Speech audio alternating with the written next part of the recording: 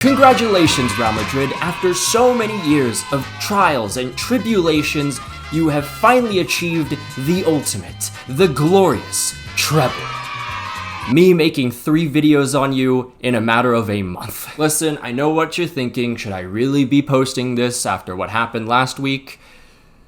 I mean, probably not, but I don't really have shame. But for those of you asking about the Arsenal video, don't worry. We don't do double standards here. Just give it some time. It takes a bit to make that type of video. Anyways, last time we talked about Real Madrid, they had just come off a horrendous April. They lost 3-0 to Arsenal in the first leg of the Champions League quarters, proceeded to shove remontada propaganda down everyone's throats, only to then lose 2-1 at home and 5-1 on aggregates. Then a week later, they lost the Copa del Rey final versus their rivals. Needless to say, this has not been Real Madrid's season whatsoever, and nothing has shown that more than their record versus Barcelona in 2024-25. Going into the first Clásico of the season, Real Madrid and their rivals were practically neck and neck in the table. After 10 games played, only 3 points separated the two, with Real still unbeaten in La Liga, but this didn't really tell the whole story. In reality, Los Blancos were struggling with their midfield, which was left with a massive hole because of Toni Kroos's retirement. There were also problems in defense that were then worsened when Carvajal tore his ACL, because not only was he so crucial to the team, Real didn't have a natural backup. But this is El Clásico we're talking about here. This is like Duke UNC. It doesn't matter how dog shit one team may be, it is still going to be anyone's for the taking no matter what. Into the first minute, Real are off to a flying start with Mbappe one-on-one with the keeper, and he slides it wide. Either way though, it was offside. Nonetheless, Real's thirst for Barca blood continues. Mbappe once again gets in behind the defense, squares it to Bellingham, but somehow it's saved. Either way though, it would have been offside too. Minutes later, Mbappe sneaks his way through like a Vietnamese soldier. He drops it to Vinny Jr., who has the better look, but it's skied over the bar. Either way though, it would have been offside. Closing in on half an hour now, Mbappe gets free of the defense and Real Madrid finally score. It was offside. KM9 was already struggling quite a bit early in the season, but this was the peak of his struggles as he was called offside in this game 8 times, the most by a single player in the last 15 years. It then all got much worse in the second half for Real, as their awful defending was punished twice in a matter of just 2 minutes. Nonetheless, Los Blancos were still full of hope. Their finishing, on the other hand, not so much. Meanwhile, the defense had pretty much fallen asleep at this point, and catastrophe followed not too soon after. By this point, Real Madrid's season was just in pure crisis. No natural right back, and now, after losing Eder Militao to an ACL injury as well, Los Blancos were down to 1 senior center back and my elementary school teacher from 5th grade. However, sometimes head coach Carlo Ancelotti would opt to experiment with the struggling Aurelio Tchouameni, who isn't a natural center back. Either way, he's been given numerous starts in the backline, most of which have ended in disaster. However, things would be different this time, as Barcelona was going into this final having only won 1 of their last 5 games. Even better, Mbappe was finally starting to show the world why Dark Lord Perez had been arranging so many E-dates with the forward over the last 4 years. Bruh, I swear I'm not cheating on you. On Alvin's life, you're not cheating on Alvin's life, I'm not cheating on you. And that continued into the final, as in just the 5th minute, Mbappe eyes his prey and turns them into a fresh pot of coq au vin. 1-0 Real Madrid, a goal so pleasing to the eye that it almost makes you forget that Aurelio Tchouameni is playing center back and you still have no actual right back. Oh shit.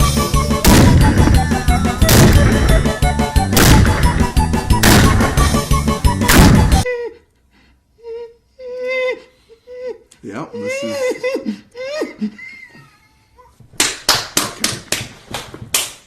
In just 36 game minutes, Real Madrid conceded 5 unanswered. Rodrigo was able to score a second for Los Blancos, but I mean, just put the image up.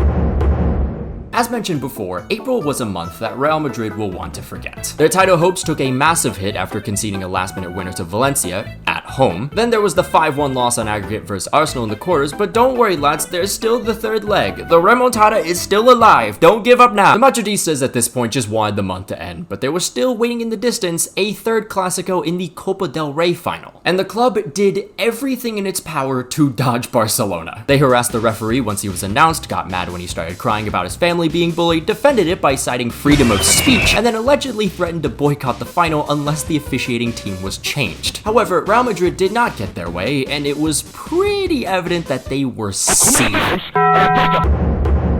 This has been an awful season in terms of Real Madrid standards, but there was still a chance for them to turn it around. Because despite all the struggles, Los Blancos were only 4 points away from first place Barcelona, and there was still one more Clásico left to play. So if Real Madrid could beat their rivals, there was a better chance to steal away the title in the last few match days. Nothing would be certain, of course, but knowing Real Madrid could single-handedly erase all the other embarrassments by simply enforcing the Barça Ball de Liga agenda, oh, that's more than enough to motivate them. 2 minutes played, Mbappe capitalizes on a mistake in the back and he's taken down in the box.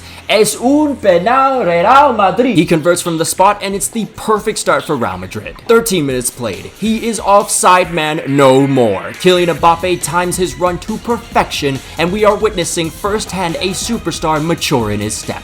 2 goals for Mbappe, 2 goals for Real Madrid. This title is far from over.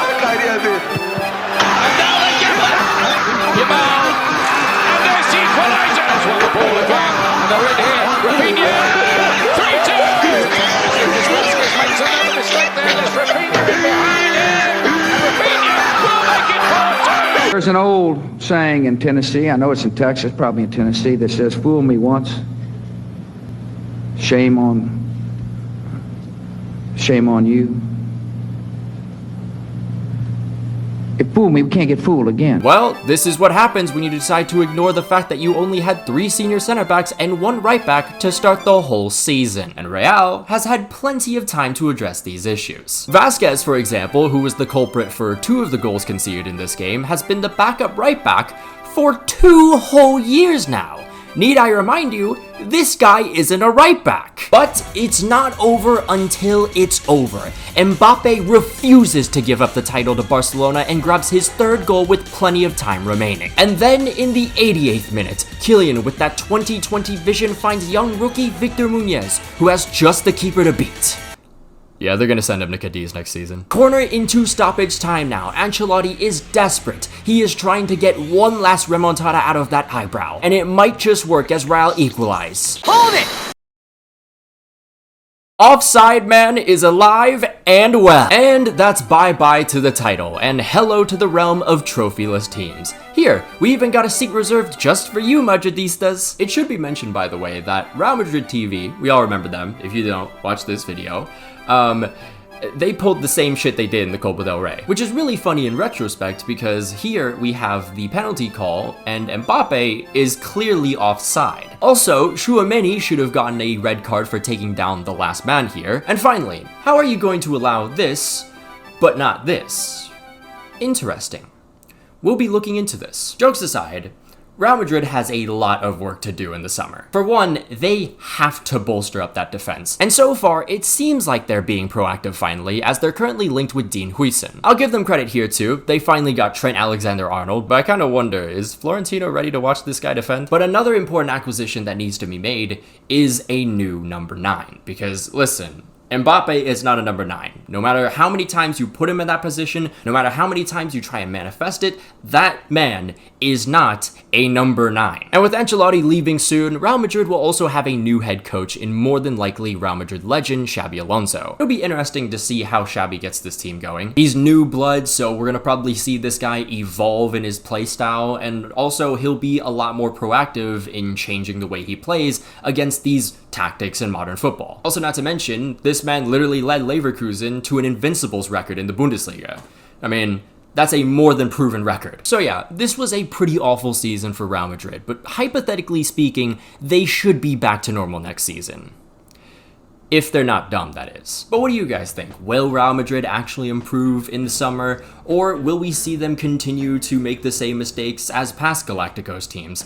Let me know down below. Of course, though, a massive shout out to all our members, including Janos Balas, Luke RBB, Aresan, Brazilian Fury, Jeremiah Wusu Ajimang, Valera, Django, Anazir Makalongcom, Alex Rod, Slider Kid, Takuoka Fan, Kentra Agatra, Saint Terran, Sylvia Citrus, Rashford Enthusiast, Cheesebait, Winder Gel, Finn Likes Rugby More, Davox, The Portergeyser, Polar Protos, Von Fan, Lucien Von Kreuz, Gezesh Beshakivics, A Ghostly Owl, Coney Wolves, Lickstab, Matanai, Sketchy Card, Apollo, Congo Jazz 1, German Sayu 7, Thrilling ADT 13, Los Milos, La James Braun, Vasinho, Jamie Vardy's 10th Red Bull, Nightwalker, Napside, Money Cash Hose, Quantavious Pork, Lilia Lover, Stewed Monk, Tyler A. Davis, Kev C, Dominic Griffin, Kyler Krez, Mohammed Altanib, Niche, Patrick Barley, Rashford God 5, and Broken Persona. If you'd like to become a member on the channel, there'll be a link down below and up in the annotations. You can follow me on Twitter if you want, follow me on Instagram if you like, follow me on Twitch. I've been doing a lot more streams as of late, and going into the summer, I feel like there probably will be more since I'm only going to be home for the most part, outside of like 1 week in June, but I'll keep you guys updated on that because it's pretty important dates. But until then, I'll see you guys. You'll get your Arsenal video soon. Don't worry, okay? Just be patient. Calma.